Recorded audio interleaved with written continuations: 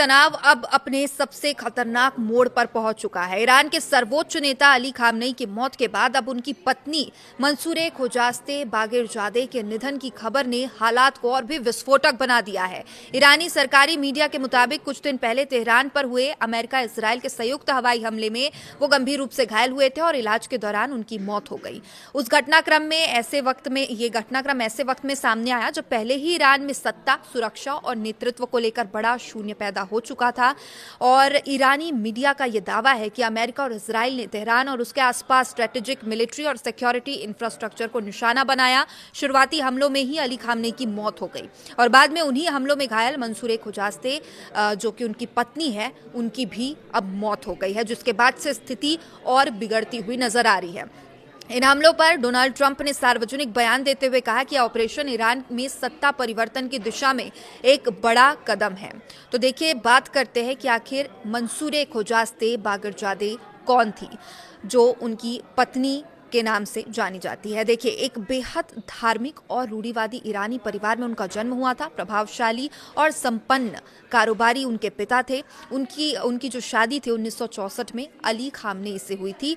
पूरी तरीके से वो राजनीतिक गतिविधियों से दूर थी और सुप्रीम लीडर की पत्नी होने के बावजूद कभी सार्वजनिक शक्ति प्रदर्शित नहीं करती थी। ईरानी समाज में उन्हें खामोश लेकिन प्रतीकात्मक शख्सियत माना जाता था। तो देखिए, बड़ा सवाल यह है कि खामनेई परिवार के खत्म होने का अब क्या मतलब निकलकर सामने आता है। तो देखिए, ईरान में सत्ता का सबसे बड़ा संकट दिखाई दे रहा है। खामनेई ईरान की राजनीतिक धार्मिक व्यवस्था की केंद्रीय धुरी थे और उनकी मौत के बाद अब सुप्रीम लीडर पद को लेकर भी पहले घमासान दिखाई दिया, जिसके बाद उनकी नियुक्ति की गई। फिर रिवॉल्यूशनरी गार्ड की भूमिका और बढ़ेगी। धार्मिक नेतृत्व बनाम सैन्य नेतृत्व की टकराव की आशंका भी है। अब उत्तराधिकारी को लेकर खतरनाक संघर्ष आगे दिख सकता है।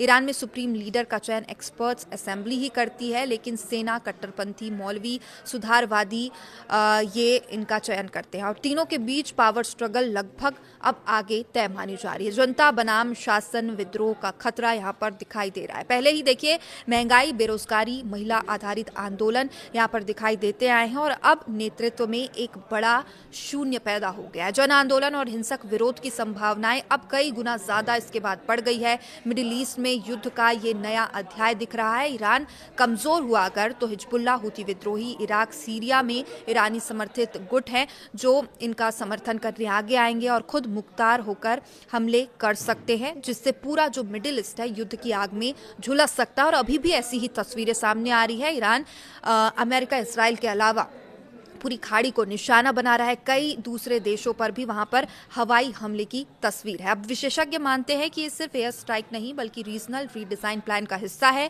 ईरान में अस्थिरता मतलब परमाणु कार्यक्रम पर अभी रोक है और इजराइल की सुरक्षा मजबूत कर दी गई है। अमेरिका का मिडिल ईस्ट कंट्रोल।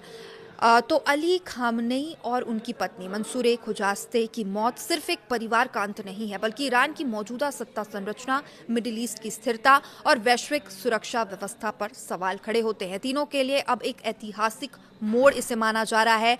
अब पूरी दुनिया की नजरें ईरान पर टिकी हुई है और वो क्या कदम नया उठाएगा और क्या वहां से कोई नया नेता, नया चेहरा उठेगा या फिर शुरू होगा एक ऐसा संघर्ष जिसकी लपटें पूरी दुनिया तक पहुंचेगी। तो देखिए, सबकी नजर यहां पर बनी हुई है। पल पल की अपडेट भी न्यूज़ 18 लगातार आप तक पहुंचा रहा है। अब देखते रहिए न्यूज़ 18। नमस्कार।